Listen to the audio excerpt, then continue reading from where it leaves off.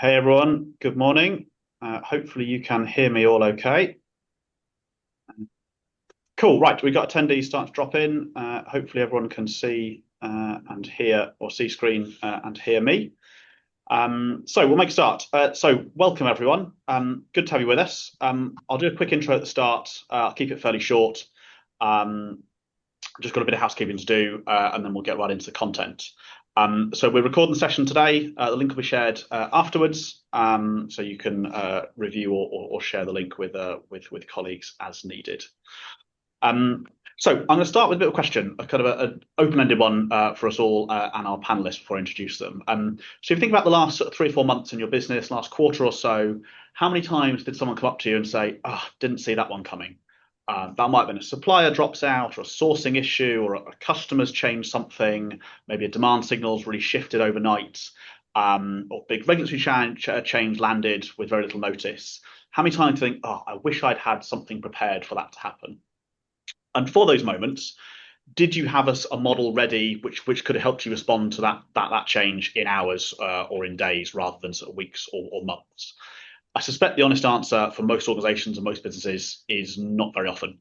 And that's the question. That's the conversation that we're going to have today. So what we're seeing at the moment is that companies and organizations are always thinking about and preparing for lots of future changes. But I think it's fair to say historically that's been treated as a big sort of strategic topic where you review it once a year, a handful of times a year, maybe do a report on it, hand to leadership, and then you don't really see too much happening. What we've seen in the last sort of few years, and I think that's really accelerating into recent weeks and months, is that conversation is moving from being a one-off, so once a year type event, to almost being continuous day-to-day scenario modeling. And I think with AI, that shift is accelerating and will continue to do so. So that's what we're going to get into today and sort of talk about what that looks like in practice. What are those challenges? What are the approaches that work? How can you start building that capability yourselves? So once again, thanks for joining. There's a Q&A function on the webinar, so please drop in Q&A as you need to, and we've got a dedicated section for Q&A at the end. Okay, I'll do some brief introductions to myself and the panelists, and then we'll get into it. So my name is Rob Carlisle. I lead the logistics practice here at Argon & Co in London.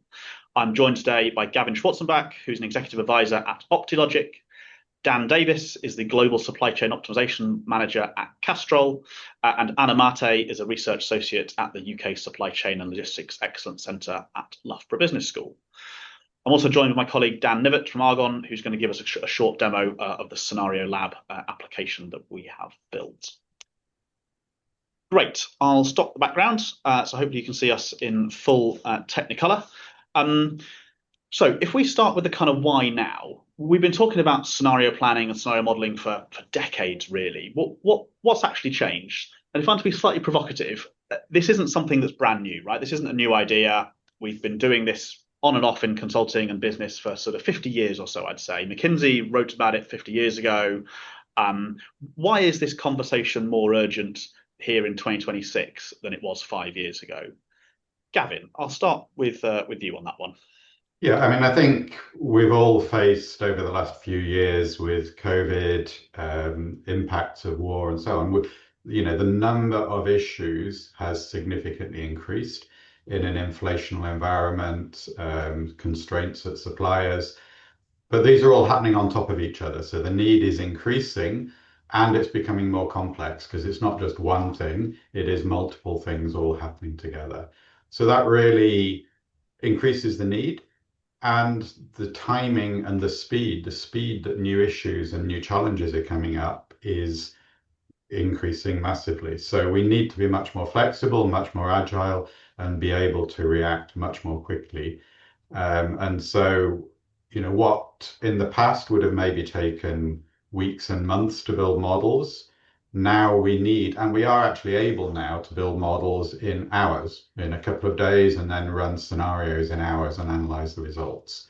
So we are actually fundamentally better able to react to this increasingly volatile and challenging world. Anna, if we think about this from a sort of academic perspective, what's your view on why this is more relevant now than it ever has been before? Yeah, thank you. And hello, everyone. Very pleased to be here and having this conversation with you. So perhaps from an academic perspective, I would like to reiterate the fact that scenario development has been in place since around the 1970s when Shah championed this whole scenario thinking. However, since then, the structure of the supply chains drastically changed. So about 50 years ago, actually, we had many large organizations that were more vertically integrated. So we don't have to go too far. We can think about UK businesses like ICI, pharmaceutical conglomerates that actually manufactured so many different parts of the entire production chain. However, since then, like 50 years ago, of course, supply chains have changed. Supply chains are now longer, they are also more global, and oftentimes it's actually more difficult to oversee the different steps that are linked all together. And I would also like to perhaps go back a little bit in history and say that we did have wars before, we had financial crisis before, we also had pandemics, unfortunately, before. But perhaps the way we experience shocks now, it's completely different. So these shocks are traveling to longer networks, again, that are more and more interconnected. So perhaps when a company experiences the shock, it's oftentimes too late because they wouldn't have foreseen those in these very long chains of supply chains that we are currently experiencing.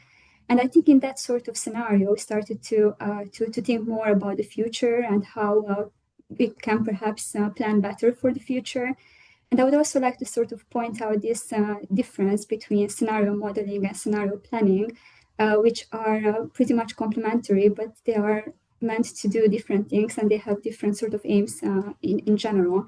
I presume most of the conversations are going to be around the modeling. So how can firms actually decide faster and react faster to these changes in the environment? However, what I experienced in my role at Loughborough University, we started to talk more about scenario planning.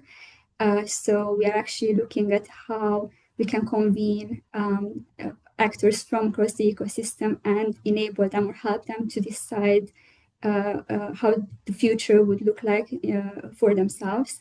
And Another sort of interesting fact is that the unit of the competition sort of changed. So companies are still competing, of course, but oftentimes the capabilities that are needed to compete in this ever-connected environment, they are relying on relationships and on the connections that can allow them to acquire those sort of capabilities. And I think a very good example might be the ventilator challenge during the COVID pandemic, when lots of actors from across the ecosystem came together with the same purpose of manufacturing ventilators during those critical times. So I think that's also a very good example that shows basically that resilience is not only about buffers or inventory or rapid change to those types of shocks, but it's also about structural flexibility, and that requires a lot more collaboration across the ecosystem. Interesting. And Dan, from a Castrol point of view, was there a moment where this became a priority for the business, or was this a longer term journey that it went on? So the turning point really at Castrol was when we saw both the increase in the volatility and the expectation from our leadership team for faster decision making. We were being asked to evaluate network changes quicker than ever before, whether that was driven by cost pressure, supply disruption, or shifting demand. And relying on periodic studies meant we couldn't keep pace anymore. So it was really that combination that led us to a decision where we needed to develop internal capability. Great. And if I think about sort of how ready organizations are, and that's one of the kind of themes I really want to sort of draw on in this discussion today. We've sort of talked a lot about the kind of why, right? Some of the kind of why this is more relevant than now, what some of the barriers are. If we think about that's all nice theory stuff. How do we, how does a business actually get on this journey now? So thanks to those who filled out our survey around sort of scenario modeling readiness. There's sort of three key themes that sort of jumped out. One of them was around barriers to adoption. So one of the most common reasons that people weren't running scenarios is, in general, a lack of expertise and the perception, at least, that they didn't quite have the data in front of them.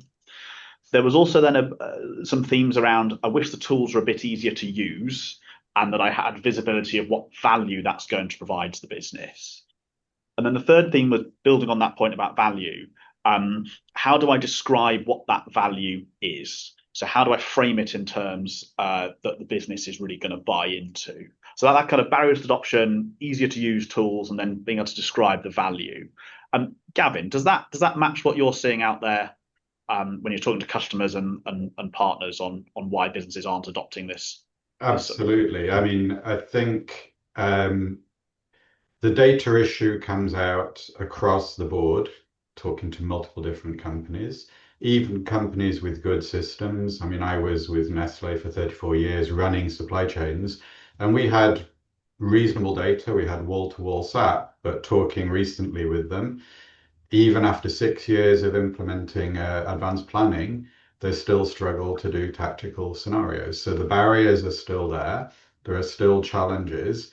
And I think the question is how to unlock those barriers. And now we've launched, for instance, AI-enabled tools that allow you to much more easily and much more quickly, and with a lower level of technical expertise, to build the data cleansing and data loading into the model. So we're able to, if you like, lower those barriers, both in terms of speed, agility, and expertise.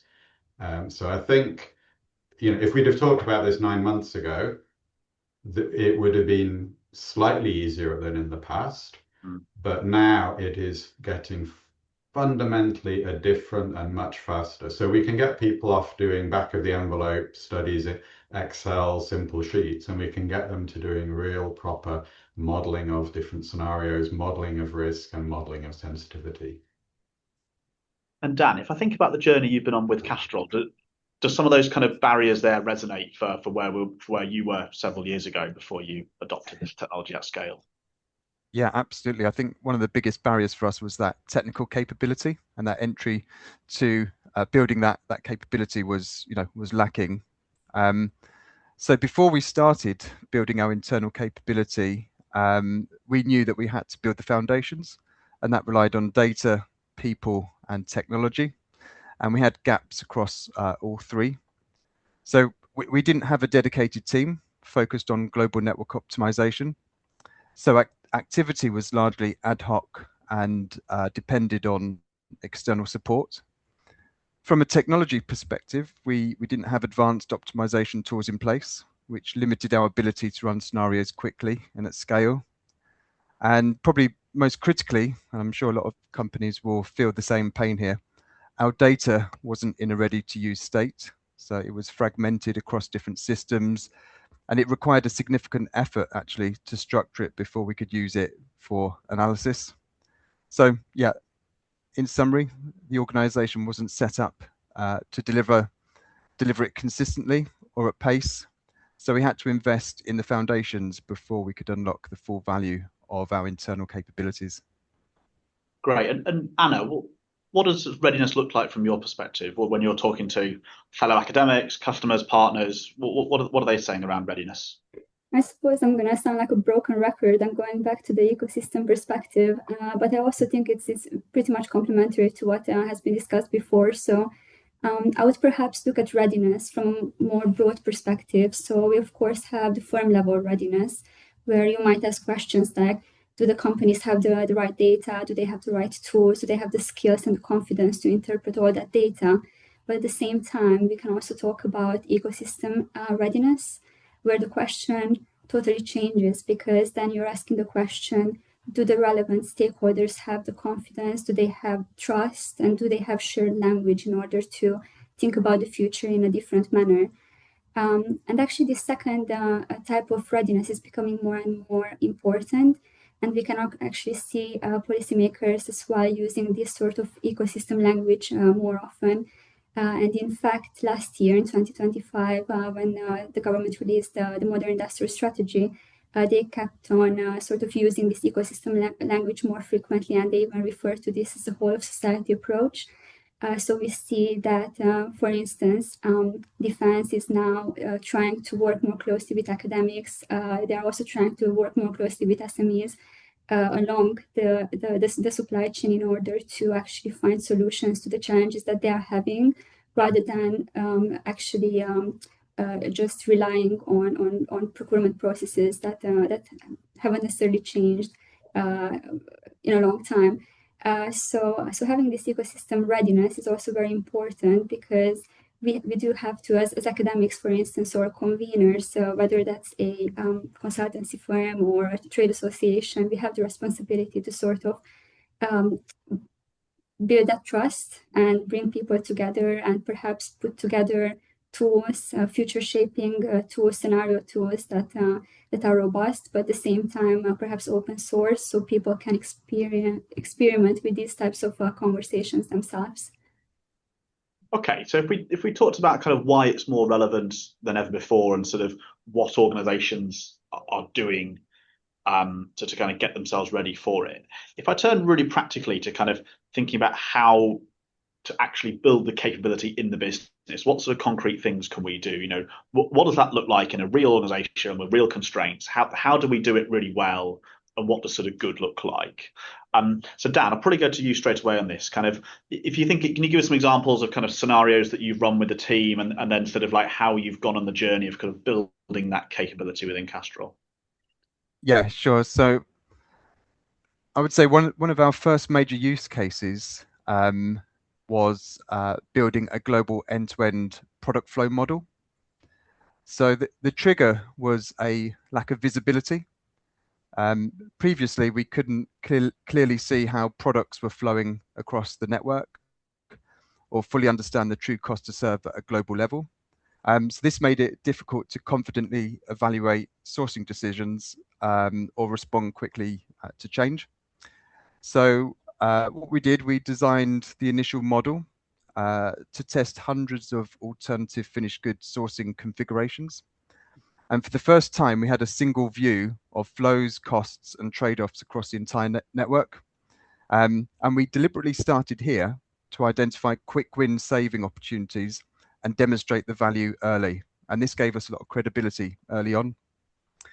So in the first year, the model identified some high value source changing opportunities, which not only delivered tangible savings, but also built the credibility of the internal team. So one of the most impactful outcomes was actually last year during the recent tariff changes. So because we had this model now in place, we could rapidly test alternative sourcing options and shift volumes in a way that minimized the impact. So without this capability, it would have taken us significantly longer to identify and validate those options. And we simply wouldn't be able to test the same breadth of scenarios without and have that same level of confidence. It's not been all plain sailing.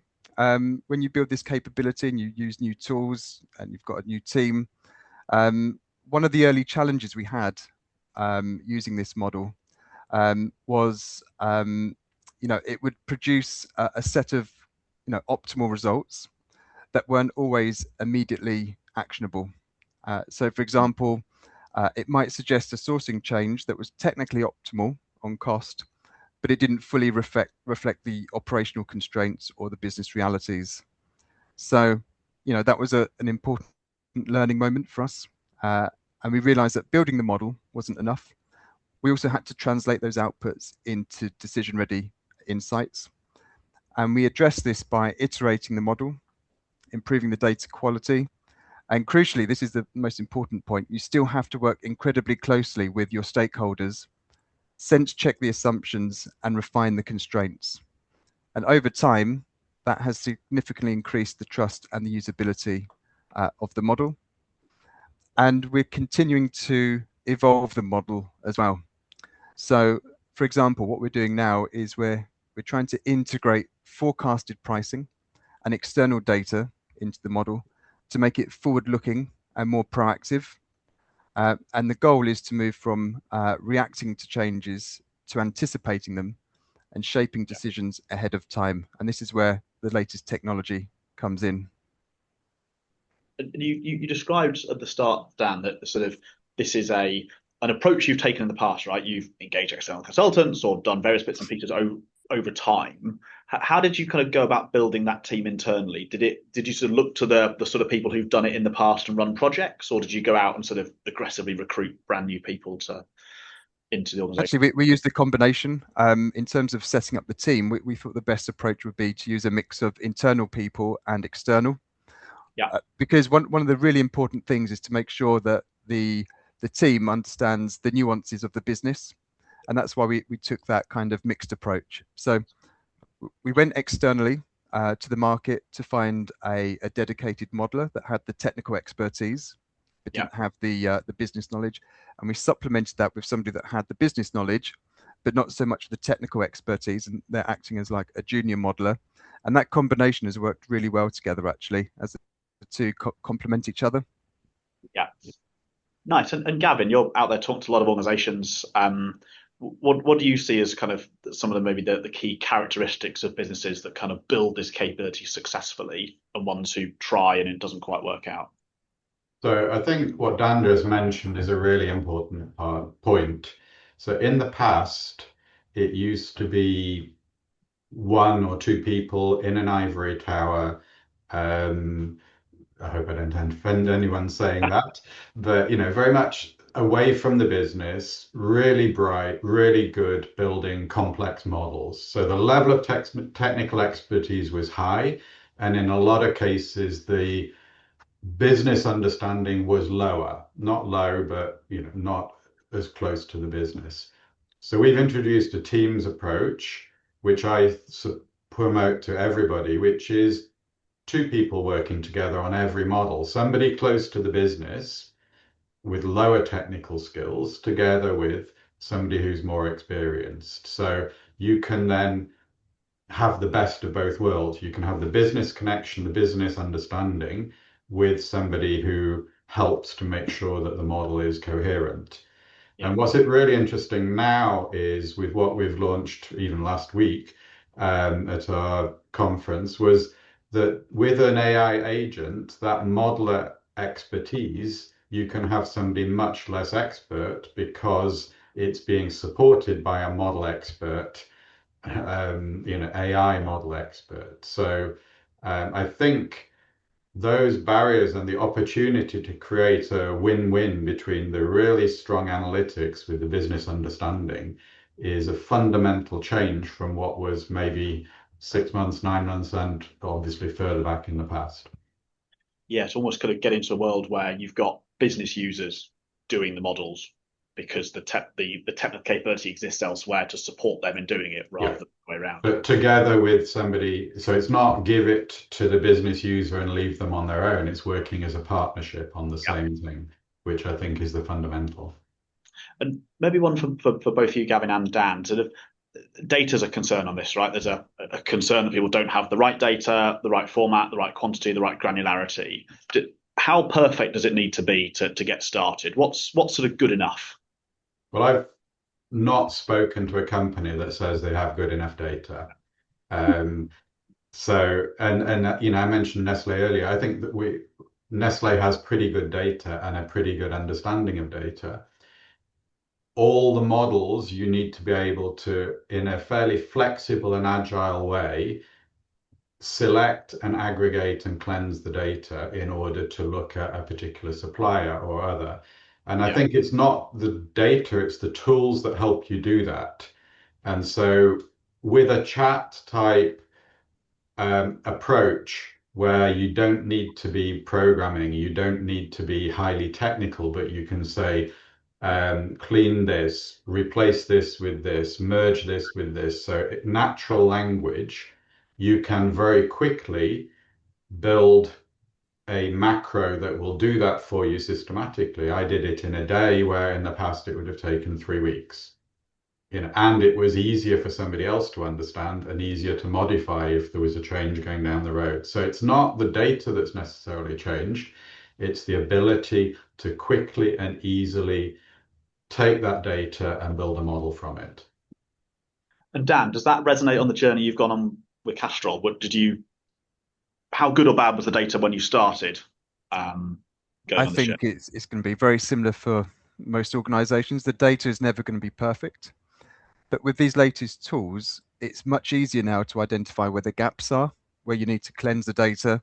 And I mean, this just makes it much quicker now, for especially for non-technical people to get hands-on with the data and start creating baselines. And that's that's something that we've started to see.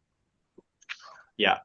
And Anna, if we think so more broadly around sort of capability building in the ecosystem that you work in, perhaps sort of slightly separately to the kind of complex analytical sort of AI powered models, how are organizations building wider capability that you see?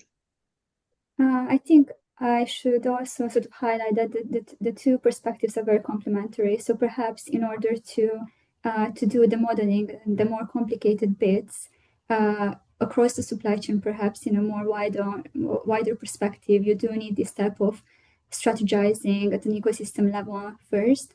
And we do see more and more companies wanting to dip their toes into collective strategizing because of the volatile environment, because of the shocks that companies are experiencing nowadays.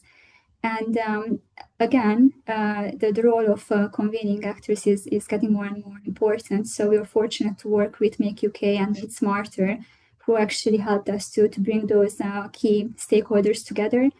And the way we do it, we sort of gamify this whole experience. So we first had interviews and case studies with manufacturing companies who are more and more interested about the future. They're very futuristic, and then we took the insights and put together some cards. And each card actually represents a small granular picture of the future. And we use this as starting point in our workshops, where actually we bring together around 6 to 8 people in one group, but we have rooms of like 25, 30, 50 people.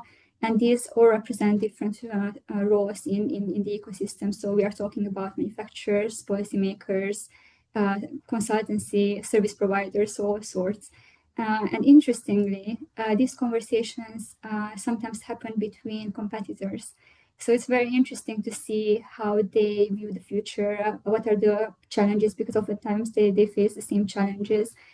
So bringing these people together, thinking about the future in a different way, and also using what we call it backcasting, but basically after they put together the collective future that they aspire for, they would work backwards and define the different milestones and capabilities, governance, infrastructure that is actually needed to reach the desired future. And these types of conversations are actually, we are noticing that they are very beneficial for companies in general, because they actually realize what kind of capabilities are most likely to be relevant for the future business models. And then they can take those conversations back into their organization and basically make some decisions in terms of where would we want to invest and where would we want to move, in the near future. So that's the main benefit that we see with these types of work. And we tend to focus on, let's say, a sector. So we had work down in defense, we had furniture, and it's not only a UK level. We also had very good partnerships with universities in India and Malaysia. So again, they were natural conveners of these type of organizations for automotive sector and other sectors. So it's just very interesting to see how it's not just the UK, and the UK government was thinking more broadly about the fact that companies do have to work together in order to become, well, more productive, but at the same time resilient. So a real mix there of sort of almost, I describe it perhaps as a sort of mindset shift, where that this is important that we think about this stuff and to build the capability, but we've also got to build that mindset in the business and organizations that this is key. We can't ignore it. Exactly. And it can actually be a foundation for future modeling, because of course, having the models firm level, it's very beneficial for the operations, but perhaps doing the modeling in a larger scale across the supply chain might reveal other interesting information. Yeah. Okay. So I feel as a consultant, because it's my obligation to talk about AI every minute, and I've managed to get 29 minutes into the webinar without talking too much about AI. I guess it is the topic, and certainly in supply chain design, it's driving speed and and efficiency into modeling at a phenomenal rate. So I want to talk about kind of like what AI sort of looks like, and I guess I want to start with this. I'll pass to Dan Nevitt here to give us a quick demo of an app that we've built within the Optologic platform called Scenario Lab, and this is just to kind of give you an idea of sort of a little bit around kind of what AI supported modeling looks like in 2026, and we'll have a then broader discussion about how that's kind of changing the way in which we go about it. So Dan, over to you for a quick demo. Thanks, Rob. Let me just share my screen.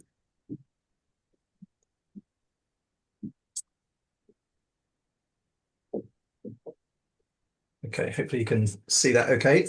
Yep, perfect. Good. So this is the Scenario Lab app. It's something we created in the Optologic platform. It connects to Cosmic Frog, where you can build a digital model of your supply chain network.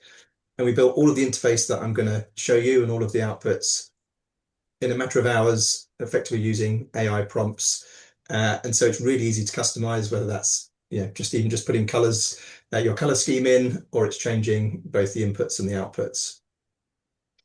So within the app, we can set up and run scenarios. We can compare the outputs in pre-built dashboards, and we can also interact with the integrated AI agents. That's the link to Rob's point, that allow you to generate insights on both the scenario outputs, but actually also on the model itself and the workings of the model. So if I show you the scenario setup here, we've got 6 scenario levers built in.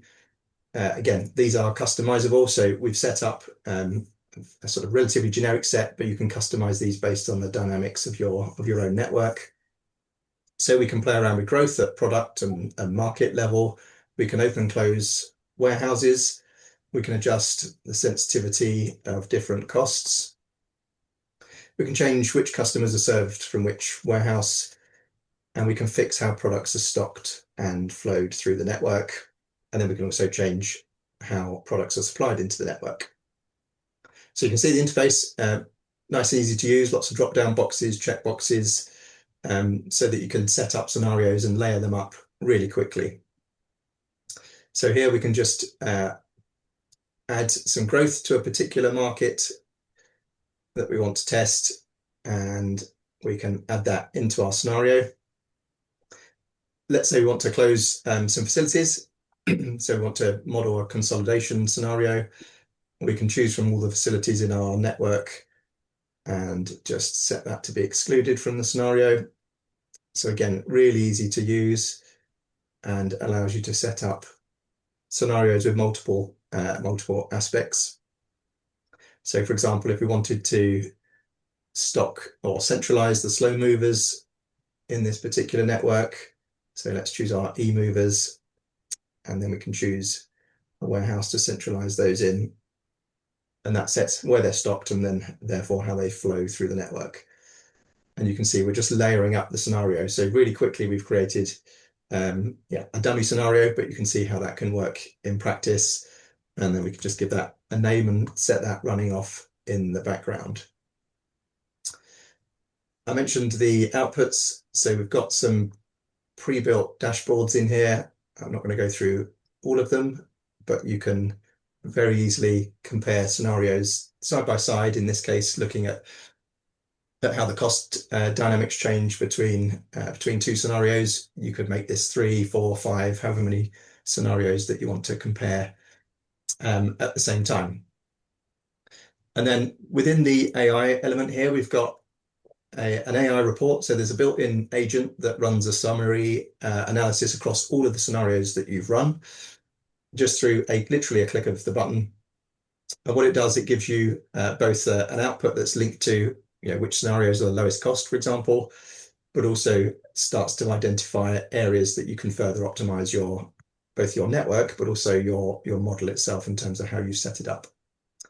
So you can see here in the executive summary, it's picked out the lowest cost scenario, but it's also picked up a theme as we've layered up scenarios in here, where it's identified that footprint reduction is a significant theme running through the scenarios. So it's also identified the 2 that have got the most aggressive footprint reduction.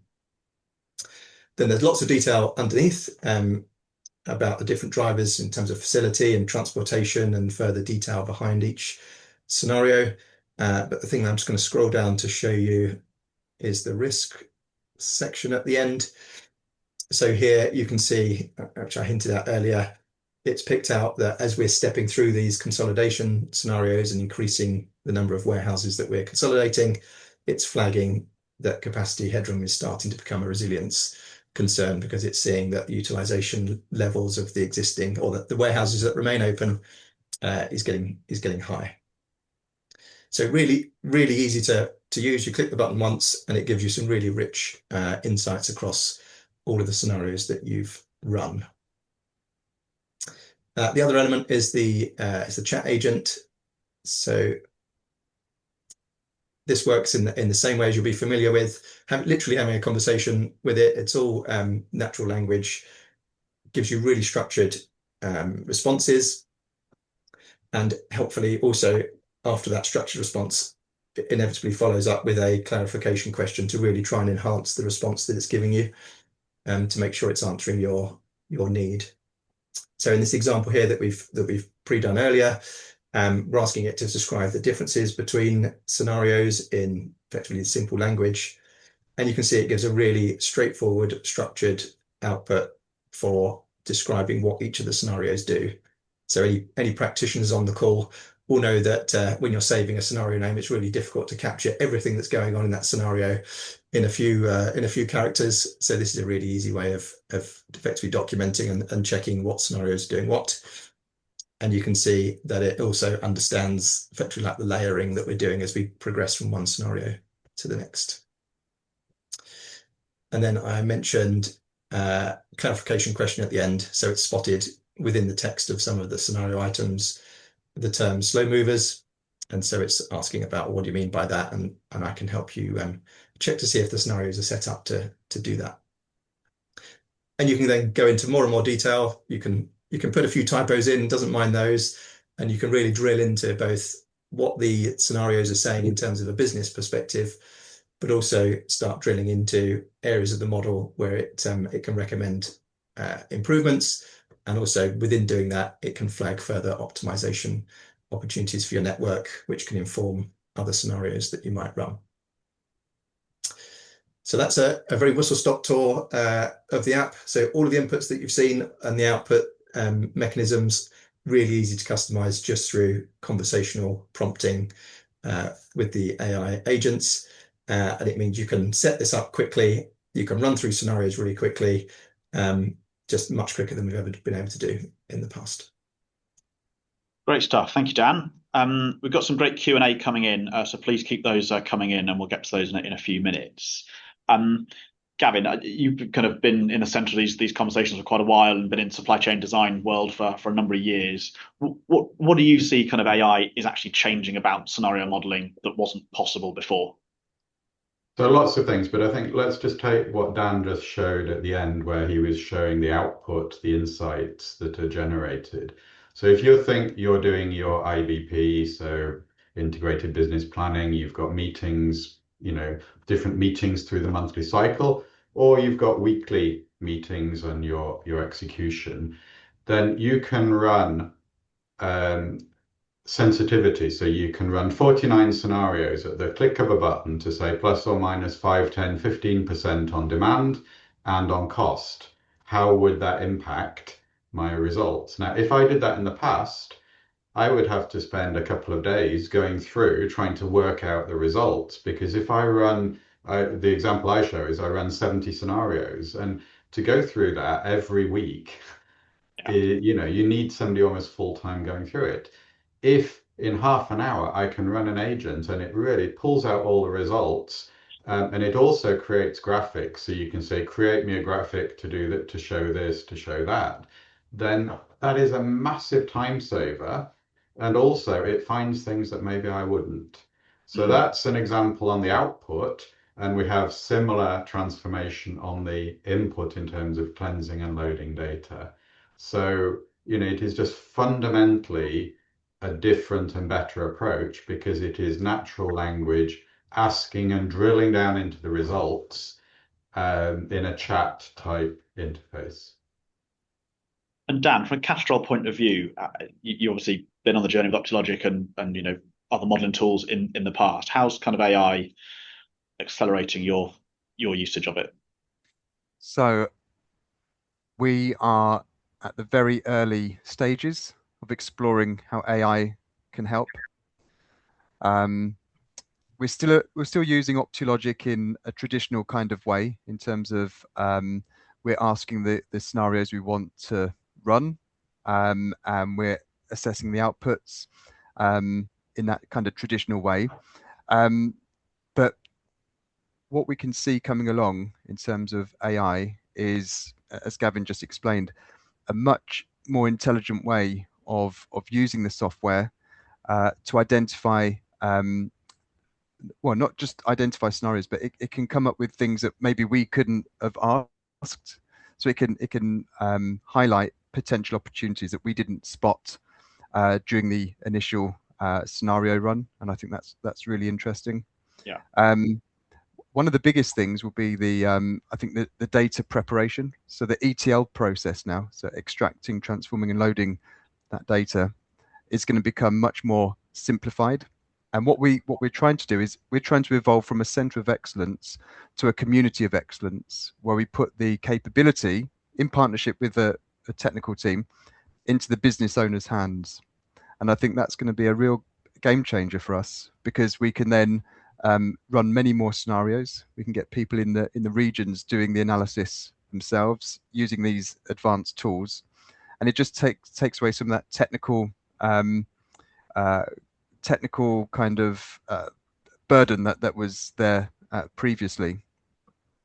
I mean, for example, we've got a model that's been built for our India distribution network.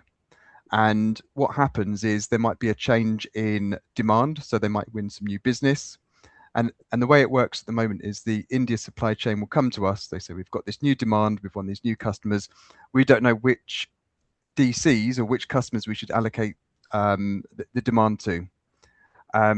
What we want to do in the future is be able to give this capability to the region so they can update the model, refresh it, and look at the outputs themselves without having to rely on the global team. And what Gavin just laid out, this technology will definitely help that adoption and help people to do that. Right. And Anna, just before we move into Q&A, just quickly from your point of view, how are you seeing kind of AI adoption and so AI shaping scenario modeling and scenario planning in the discussions you're having in academia? So I definitely think it's not ifs and buts. AI is speeding up the amount of data that we can process. But at the same time, I think from a social science perspective, it's very interesting to ask the type of questions like, do we understand the assumptions that is underlying that data? Do we know the decisions that scenarios or data are perhaps informing? And we actually see this in supply chain planning more generally. So we currently reworked, let's say, a 2018 survey, which actually looked at 11 different supply chain planning processes, from S&OP to factory planning, transport, warehouse, and so on. And we looked at the digitalization of these planning processes. And in this new version, in 2026, we actually added the generative AI layer on top of it on the survey, because we actually realized that's something that is becoming more and more relevant in the discussions with supply chain representatives. And interestingly, just going through the data recently, we realized that not a lot has changed since 2018. So the digital maturity of companies, and I do have to mention that the survey is looking at manufacturers across Europe, so both UK and some other countries from across mainland Europe. They seems to be stuck somewhere in the middle of digital maturity in terms of those planning processes. And interestingly, generative AI is becoming more of a topic of discussion. However, currently seems to be used mostly for visualizing data and interpreting data for decision making, rather than being used for prescriptive or autonomous planning. So there are a couple of interesting findings there, and we are actually planning to disseminate more of these findings in a couple of weeks. So if anyone is interested in that type of information, they are more than welcome to come to our symposium at Loughborough University. I can share a link. Perfect. Thank you, Anna. Great. Okay, so I'm going to turn to Q&A. We've got some great questions coming in, and I'll do a bit of a wrap up in a minute. So, Dan, one for you. I should clarify. I've got one question for Dan Davis first up. So, a question around kind of Castrol's going on a kind of a sort of demerger journey with sort of BP. How do you think this software is going to help you sort of model some of the opportunities or some of the challenges that sort of might present itself over the weeks and months to come? Yeah, obviously I can't speak to the actual divestment specifically, but of course what this does, this capability allows us to run those different scenarios that we might encounter. So without it, it would have been very difficult to look at different kind of network configurations. Yeah. And then Dan Nivet, one for you within the sort of scenario lab that you sort of just showed there.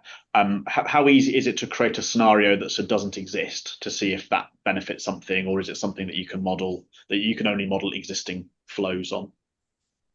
So you can model different flows. The example that I showed obviously was relatively straightforward, but closing warehouses creates additional flows that are different to existing. You might be having to service a market from a warehouse that you don't currently service that market from. So all of that, clearly you can do it. You can do that in the app, but in the underlying model, you need to have the cost mechanisms and so on to flow through so that the model costs that accordingly. But in theory, any combination you want, you can model, but obviously some make sense and some don't. I think that's an important point. So our technology and the scenarios that we run are on the basis of running optimization, and optimization looks at all possible combinations.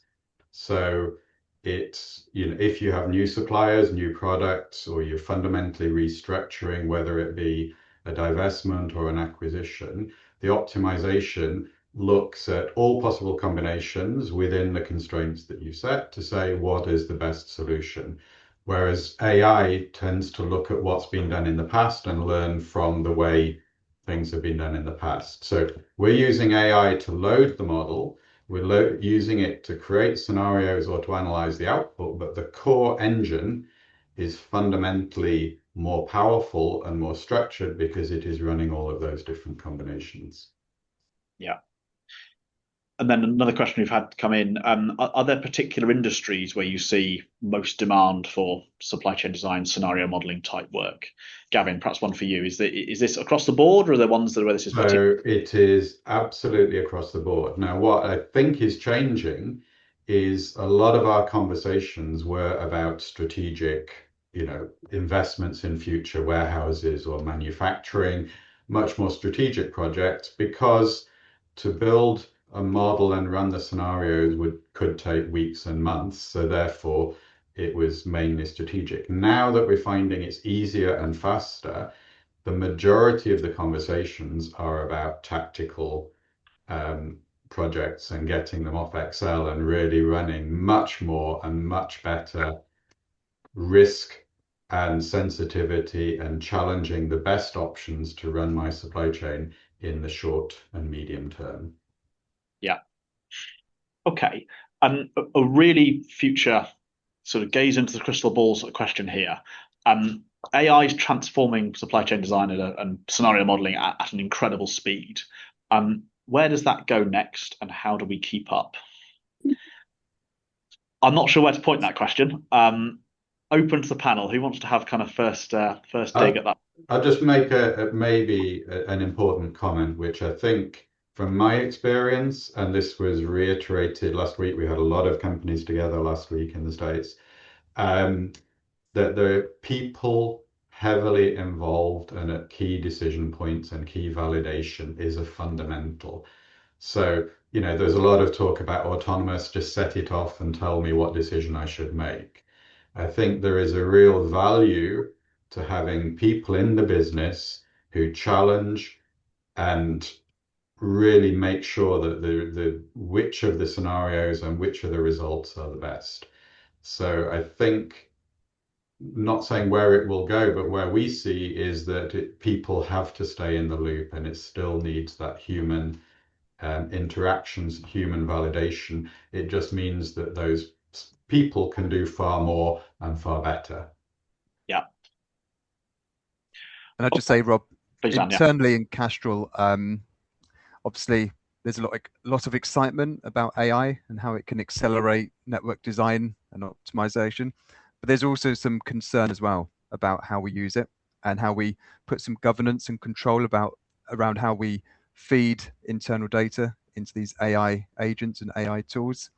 So again, I'm sure there's other companies that are looking at this, but will have the same type of concerns. And that's something we're exploring now with our own internal kind of IT department to see how we can manage this in a safe and sustainable way. Yeah. And maybe just building on that, Dan, so another question come in, which is, and perhaps you can talk to this from your own experience, sort of what does a typical timeline look like from being a kind of Excel type analysis to the type of kind of, AI powered modeling that you described? There's 1,000 caveats you can put around that. It depends is my favorite consulting answer in the world. But kind of, if I ignore the it depends, what's the kind of general feel for a typical timeline? Are we talking months or years? For us internally in Castrol, we were predominantly using Excel for a lot of our analysis. Yeah. If we weren't doing that, we were outsourcing to external partners to help us with the heavy lifting and the technical side. Yeah. But I would say once we'd sorted our data, that took around 6 months to get the data structure in place. Yeah. And then once that was in place, bringing in an external expert in model building, I would say from kind of when we officially started and took ownership of the OptiLogic software, I would say it was about a 6-month kind of lead time from having literally zero capability to creating the first model and having some tangible outputs. So I think a 6-month time frame is absolutely achievable. But that was not using AI. And so I think the challenge and the question now is, with a much lower level of expertise needed, how much time can you save? And I mean, my experience, and I've built models and tested how easy it is versus the way that we used to do it. I think it goes from weeks and months to days and maybe a very few weeks. Obviously, it depends. If you're trying to do a whole company with multiple divisions and different, rules in each division, that's bigger. But if you're taking, 5 factories, the demand for them, and then you can very quickly be putting together a model. We're talking days and a few weeks. Yeah. Okay, last couple we've got coming in. I won't be able to get to all the questions that we've got coming in. What are some of the key skills that you're looking for when building an internal team? Dan, you described this, right? There's a kind of a business knowledge and a kind of analytical knowledge. Are there particular skills and capabilities that you're looking for sort of explicitly within that, beyond just kind of, being good at spreadsheets type skills? I mean, yeah, I think it's still really important that you've got people that have technical capabilities, so they understand how to manipulate data, transform that into data that's ready for inputting into a model. So that technical capability is still required for now, and I still think you're going to need that for the next few years at least. You still need people that do understand. I mean, the technical capabilities we went for is people that understand Python coding, SQL databases, how to connect data to different internal data sources. That's still needed for now because AI isn't completely there. But what we are seeing is that eventually you would need less technical capability in these areas as the AI tools kind of make it a lot easier to do these type of activities. So yeah, for now, you still need these hard technical skills, but that will become less important over time. Great. Okay, thank you. And then one, I guess, probably for you, Gavin, maybe Annie, you can talk to this as well. Kind of, where does scenario modeling capability with an OptiLogic type platform sit alongside the wider sort of organizational sort of architecture? And what I mean by that specifically is that going to replace an APS, or does it sit alongside it? How does this fit? How does it all fit in? Absolutely not to replace an APS. There's a real value for advanced planning systems. But I think, and I mentioned it earlier, the ability to quickly run multiple scenarios to test and to challenge the risk, the resilience, so how robust are my plans? To do that in an advanced planning system is extremely heavy and cumbersome. So the two work extremely well together. They're very complementary to have the real evaluate, challenge, model risk, which decisions should I make in OptiLogic, in a scenario modeling tool, and then implement them in the advanced planning system. And that, the majority of companies we're talking to, they have advanced planning systems either implemented or being implemented, and they fully see the need and the opportunity to have the two together, working together to really make the best decisions. Great. And I'm just going to sneak one more question in that's just come in that I hope is a really quick one to answer. How do you ensure integrity of the AI outputs that have come in? And perhaps, yeah, Gavin, one for you to start with. Kind of, how much human interaction do you need to look at and scrutinize the results versus blind trust? So I did mention earlier that the results are coming from optimization, not from AI. So Okay. optimization is running the combinations and saying which is the lowest cost or the highest profit or the best service solution. What AI is doing is really enabling you to look across all the results at a really detailed level to analyze and evaluate what's impacting, where is the cost improvement coming from. And so it helps you to do that analysis and that evaluation. So I think the risk of hallucinations is not that appropriate given that you're running optimization. What it does do is helps you, and particularly with the chat, to drill into something that looks maybe a bit strange, to go into more detail as to why am I getting these results for this factory, this set of products? What is driving the increase in cost or the reduction? That then can be linked back to validated to a real business, a business driver. Great. Okay, so we're nearly out of time, so I'll just draw a few bits and pieces together. So I guess there's three things that kind of jumped out from the conversation there. I think that the shift is real. It's certainly perhaps been something that's been coming for a while, but events of the last sort of 12, 24, 36 months have really accelerated that move into scenario modeling. I think Dan in particular has given us some great insights from Cashflow around what some of the barriers are. They're known, they're understood. Anna's highlighted kind of the importance of a kind of organizational mindset in moving towards scenario modeling and how these are obstacles, but they are very much surmountable. And you can get around them. And I think AI is changing the equation at speed. The ease, as Dan Nimitz showed, of kind of building a model in a handful of days using AI to create it. So that was a really rich discussion. Thank you, everyone. So I'll draw it to a close there. If you'd like to talk to us some more about this, please get in touch. We're going to have a follow-up roundtable event in London in sort of early July, where we'll look a bit more at this and sort of give some practical examples of sort of how to use it and what it could look like. If that's of interest, please let us know. So thank you to Gavin. Thanks to Dan Nimitz as well from Argonne, and finally to Anna from Loughborough Business School. Really great insights and discussion. Thank you very much. Hope that's useful, and we'll be in touch.